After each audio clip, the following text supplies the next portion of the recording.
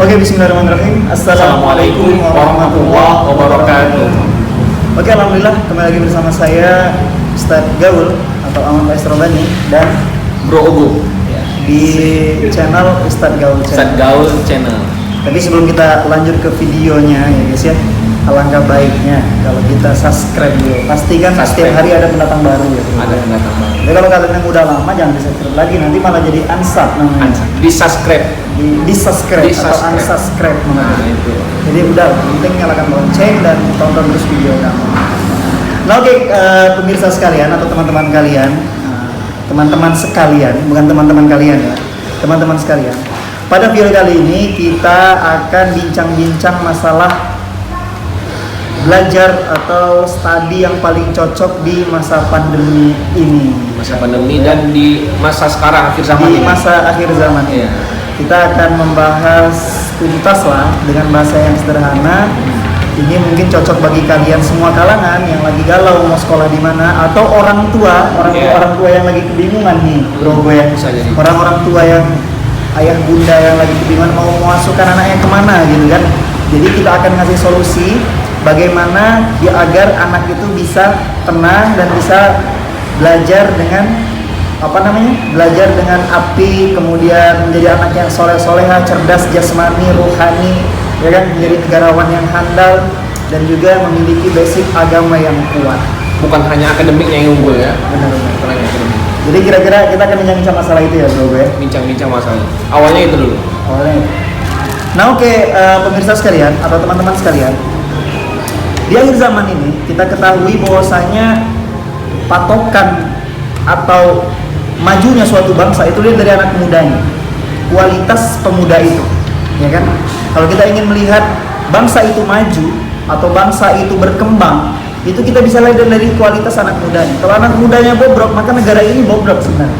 Tapi kalau anak mudanya itu religius, kemudian dia nasionalis dan dia punya rasa negarawan yang tinggi, dia baik akhlaknya, soleh, nah maka negara itu sebenarnya sedang baik-baik saja. Nah mungkin di Indonesia, saya katakan mungkin bro ya, di Indonesia ini mungkin negara kita ini sedang tidak baik-baik saja bro. Sedang tidak baik-baik saja. Karena kita lihat sendiri gitu kan, apalagi di era pandemi seperti ini. Nah maka sekolah yang paling cocok bagi saya adalah ketika kita bahas dari TK mungkin bro ya. TK mungkin ya. Dari pendidikan yang paling bawah. Dari pendidikan yang paling bawah atau dini. Nah mungkin di era sekarang itu paling bagus ibu bapak sekalian atau ayah bunda sekalian atau teman-teman sekalian atau yang punya adiknya itu mungkin dari TKIT bro. TKIT. Nah itu misalnya kalau kita masukin TKIT itu apa aja kira benefit untuk kita bro? Karena anak itu jadi apa gitu? Kalau TKIT ya. TKIT Ya. dibanding TK umum gitu kan? TKIT sama TK umum, tapi tidak menutup kemungkinan bahwa yang umum itu jelek. Tidak menutup kemungkinan seperti itu. Tapi ketika anak kan mau sekolah, sudah kecil, sudah ditanamkan keagamaan kan? Iya, berarti menuju ke jenjang-jenjang selanjutnya nanti ke SD, SMP, SMA kan, biar dia terus belajar agama. Apalagi kalau masuk TKIT, masih kecil, namanya anak kecil kan? Kalau disuruh A, kalau disuruh B, B. Benar. Makanya saya sangat setuju kalau anak masuk ke TKIT, kalau dari dasarnya, dari dini. Karena kenapa? Ketika dia masuk TKIT, dia bukan hanya tahu pembelajaran umum, tapi juga dikenalkan dengan agama. Karena ilmu agama itulah sejogjanya yang paling penting. Untuk bekal kita nanti di akhirat. Untuk bekal dan pegangan. Benar. Biar nanti ketika dia besar, dia bisa membedakan dan dia bisa punya pegangan ketika dia berada di lingkungan orang yang di sana campur baur, mungkin dulunya ada SMA umum, SMA IT dan sebagainya. Alangkah baiknya kalau anak yang masih dini itu dimasukkan ke TKIT terlebih dahulu, biar dia mengetahui nanti kedepannya terus untuk ingin belajar agama seperti itu. Nah kemudian dari jenjang SD, kalau menurut Ustaz Gaul sendiri, memang SD yang paling cocok sekarang adalah SDIT. Jadi ke TKIT ke SDIT ya? Ke SDIT lagi. Karena gini, kalau pendapat bisa jadi memang di luar sana bro, itu sudah ada pesantren. Nah ini bagi ayah bunda yang belum tahu. Nah itu di daerah Jawa Barat ayah bunda ya, di daerah Ciamis tepatnya ada satu pesantren yang namanya Nurul Amal, SD Nurul Amal. Itu pesantren bro. SD udah pesantren? Udah pesantren, dari kelas 1 SD sampai kelas 6 SD. Artinya udah boarding ya? Udah boarding. Nah, ini ayah bunda kalau mau referensi kan, bisa nanti komen di bawah ini kalau yang mau nanya-nanya kan. Tapi kalau saya sendiri sih menyarankan untuk SD itu kan masih masa bersama orang tua, ya kan. Jadi SDIT dulu lah, SDIT yang penting dia dibiasakan di sana untuk belajar Islami, kemudian menghafal Al-Quran, ya kan. Kemudian dia udah mulai mempelajari fikih, bahasa Arab walaupun dasar. Nah ini adalah bekal bagi mereka bro. Bekal untuk apa, proses karakter building mungkin. Ya, karakter building. Pembentukan akhlak yang baik. Nah itu kan, kita kan ingin namanya anak kita berakhlakul karimah. Dia memiliki akhlak yang baik. Dia menjadi seorang memang dia penuntut ilmu yang tidak sombong. Nah maka saya sarankan adalah kenapa SDIT? Bukan karena kita, mungkin bukan karena saya guru SDIT ya. Sebenarnya. Cuman dalam kondisi sekarang kita lihat apalagi pandemi ini, sekolah yang berani untuk mewujudkan sekolah nyata atau dalam keadaan luring itu hanya SDIT. Walaupun tidak semua SDIT demikian, cuman mereka berani. Di saat orang lain daring, dia luring. Karena apa? Karena mereka swasta. Dan mereka berpikir bahwasanya belajar itu adalah penting, tatap muka antara guru dan murid.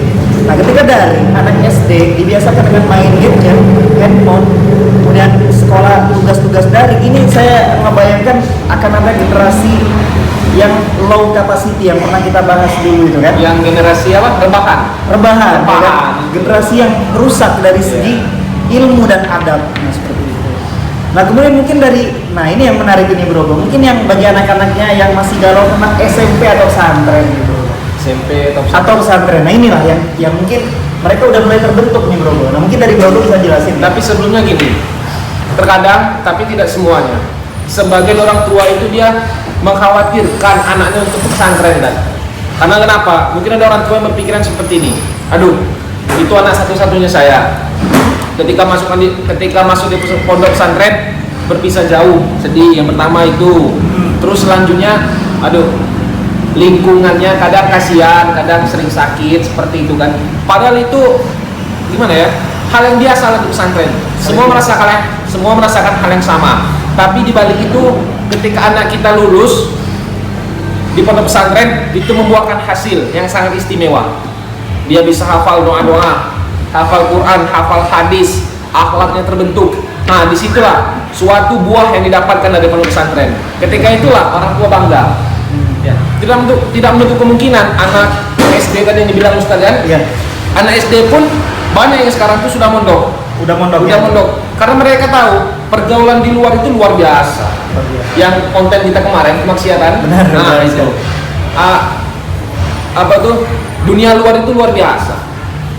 Dunia hitam, gelap. Makanya saran saya dan Ustaz Gaul, masukkan anak-anak kita ke pesantren. Masukkan anak-anak pesantren, tetangga, saudara, kerabat yang memang ingin lanjut ke SMP, ke SMA, masukkanlah ke sekolah-sekolah Islam. Karena di akhir zaman itu perlu hal-hal yang seperti itu.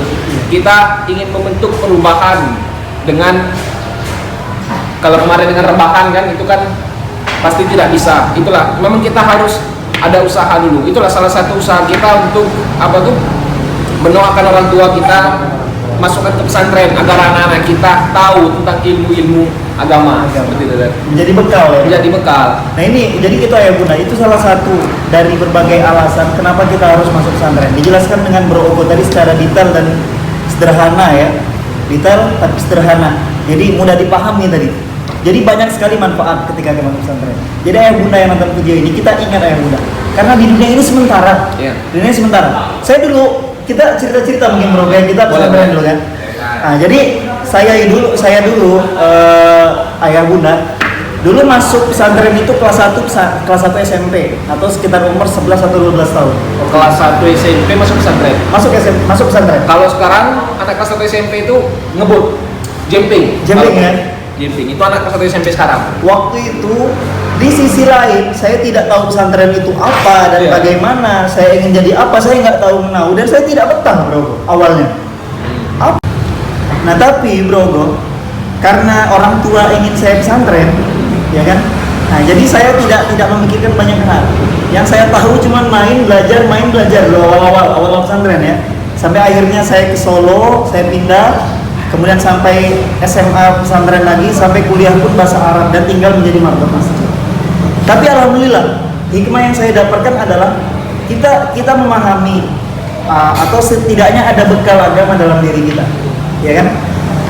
Dan perpisahan yang ditakutkan tadi antara anak dan ayah tadi, ternyata perpisahan itu perpisahan yang sebentar. Karena dunia ini sementara, ayah bunda, sementara bro. Karena kita tidak tahu umur. Siapa tahu umur 30 kadang orang udah pergi meninggalkan dunia. Anak remaja pun bisa pergi meninggalkan dunia. Tidak memandang umur. Tapi ketahuilah ya bunda, bahwasanya nanti kita di akhirat itu selamanya. Ketika kita tidak punya bekal, saya ingat ayat Allah yang mengatakan, ya ayyuhallazina amanu qu anfusakum wa ahlikum nar. Wahai orang-orang beriman, qu anfusakum, jagalah dirimu, wa ahlikum nar, dan keluargamu dari api neraka. Di sini kan konteksnya adalah menjaga diri dan keluarga. Kita menjaga diri kita dengan membekali diri kita ilmu agama, persiapan nanti ke akhirat, ya kan? Dan kemudian menjaga keluarga. Kalau di keluarga itu ada orang yang paham agama, setidaknya dia adalah orang yang selalu menasehati kita. Karena sahu bil bir, atau orang yang selalu menasehati dalam kebaikan. Karena kita nanti pasti akan dikumpulkan di surga kalau kita beriman. Cuma kalau kita tidak ada iman dan tidak ada yang mengajarkan keluarga yang terdekat kita, siapa lagi? Orang lain belum tentu kadang bisa masuk. Atau hidayah itu belum tentu kita dapatkan melalui apapun gitu. Jadi setidaknya kita menciptakan satu generasi atau dari keluarga kita, itu adalah orang yang akan menolong kita atau memberikan syafaat kita kelak di yaumil qiyamah. Nah mungkin seperti itu kalau bagi saya bro ya, itu jauhnya. Kalau masalah perpisahan dengan anak, insya Allah itu Allah akan ganti atau Allah akan obati, ya kan? Karena itulah solusi yang mungkin paling cocok. Tapi kalau memang ayah bunda belum sanggup di masa fase SMP ini atau fase memulai dewasa, memulai remaja mereka, atau mereka itu baru mengetahui jati dirinya siapa gitu kan? Nah mungkin kalau nggak masuk pesantren itu boleh SMP Islam. SMP Islam. Ada yang belajar yang berkaitan dengan agama. Karena dia tidak hanya mempelajari angka kognitif atau mempelajari akademik biasa, tapi dia juga mempelajari nilai-nilai Islam. Nah seperti itu. Mungkin dilanjut oleh SMA nih bro, silahkan nih. SMA. Kan bro bukan punya pengalaman pribadi nih yang perlu diceritakan kepada pemirsa sekalian. Saya juga mondok 3 tahun kan di SMA.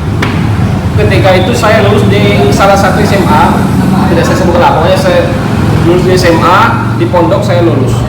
Pertama itu saya tidak pengen masuk ke pondok karena yang saya takutin tadi, katanya di pondok itu sering terjadi kemalingan, kehilangan, tempatnya kotor, itu kan? Kalau orang pandangan pertama tentang pondok, tempatnya kotor, terus orang tuh bisa jadi stres, sering kabur, melanggar seperti itu. Tapi itu semua salah sebenarnya. Pondok katanya kotor, tidak menutup kemungkinan. Pondok banyak yang bagus. Di Jawa-Jawa itu pondok tuh banyak yang bagus. Dan orang-orang di Indonesia khususnya, orang-orang besar di Indonesia yang kita kenal itu awal mula pendidikannya di pondok pesantren. Benar sekali. Orang-orang Indonesia besar. Ustaz Ali Hidayat, Ustaz Abu Somad. Itu itu latar belakangnya dari pondok pesantren semua. Ya. Karena dan lulusan dari pondok pesantren itu tidak menutup kemungkinan tidak bisa masuk perguruan tinggi yang terkenal lah. Nah ini salah satu yang harus dipahami yang favorit pada ayah bunda ini. Contohnya saya kuliah di UII. UII ya? Apa itu UII itu? Universitas Islam Indonesia. Oh. Di Yogyakarta. Di Yogyakarta. Iya. UII itu dulu tahun 2018-2019 lah. Itu kampus nomor 1 swasta se-Indonesia. Luar biasa. Swasta tapi. Nah ini apresiasi sekali. Ini anak pondok loh. Ini anak pondok loh. Saya lulusan pondok 3 tahun saya pondok. Dan saya buktinya apa? Bisa saya sekolah di kampus favorit seperti itu kan, Iya, yang betul. dulunya predikat swasta nomor 1. Artinya tidak menutup kemungkinan ketika mereka belajar agama, mereka belajar Al-Quran, tidak bisa masuk ke dunia-dunia seperti itu. Tidak. Menutup kemungkinan kan? Bahkan jadi berprestasi bro ya. Dia menjadi ketua BEM, Iya. ya kan, ketua organisasi lainnya seperti kami, LDK dan lain sebagainya. Bahkan keunggulan anak-anak pondok pesantren ketika dia masuk ke perguruan tinggi atau ke masyarakat pada umumnya, malah orang itu sering menjadi leader di tempat itu. Leader ya. Sering menjadi pemimpin karena ketika di pondok pesantren dia sudah diajarkan tentang public speaking, Tanggung jawab. akhlak dan sebagainya. Jadi dia ketika ngomong di depan orang menyampaikan argumen-argumen dan penyampaian itu dia pede dan santai karena dulu Benar. itu udah bekalnya di pondok Sudah pesantren. bekal di pesantren. Dan itu belum tentu didapatkan di sekolah-sekolah luar. Nah, itulah alasan kenapa ya Bunda atau kita semua solusi untuk memasukkan anak kita ke pesantren. Nah, ini jawabannya luar biasa ini. Bahkan teman-teman saya yang dulu ketika mondok itu ada kuliah di kampus-kampus ternama Universitas Indonesia, UI, kampus nomor 1 di Indonesia, Unbrau, ada Unpad juga kan? Itu banyak juga anak pondok kan? Kalau UIN itu 80% masuk anak pondok. Ada pondok semua hampir ya? Iya, karena pelajaran itu udah tuntas di pondok, Udah tuntas di tinggal ngelanjutin aja. Bahkan Bro Ogo, kalau nggak salah saya banyak juga anak-anak pesantren yang bisa lulus di luar negeri Bro Ogo. Banyak, Ya kan? banyak. Tidak Contohnya di Mesir, kemudian Ya. di Madinah, kemudian juga di mana ya? Di Saudi, gitu kan? Ya. Bahkan itulah tidak menutup kemungkinan semuanya. Pondok pesantren itu banyak juga yang bagus. Terlalu semangat soalnya. Nggak apa-apa. Karena kalau kita ngebahas tentang pondok pesantren itu banyak referensinya. Pondok pesantren banyak yang bagus. Contohnya di Kuningan, Husnul Khotimah, depan Husnul Khotimah dan Al-Muntazam. Di Bandung ada namanya punya Kagim itu Darut Tauhid. Punya Ustaz Ibnu Mansur, Darul Quran. Ada Itu lagi DKM, Darul Quran Mulia. Darul Quran Mulia di Bogor ada. Ada Al-Kausar di Banjar. Di Bogor Al-Kahfi. Di Bengkulu sendiri Bro, mungkin ada orang tuanya yang di Bengkulu. Ada Harsalakum, Al-Iman, Al-Hasanah, masih banyak sebenarnya. kemudian pondoknya Ustaz Syamlan itu generasi Rabbani. Itu. Nah, ini luar biasa ini. Jadi masukkanlah. Pokoknya intinya masukkanlah anak-anak ke pesantren. Masukkanlah. Tidak usah ragu berpisah dengan orang tua ketika dia tamat, lulus SMP, lulus SMA. Disitulah kita merasakan kebahagiaan yang tidak bisa didapat oleh orang lain. Benar sekali. Seperti itu. Saya ada quotes Bro.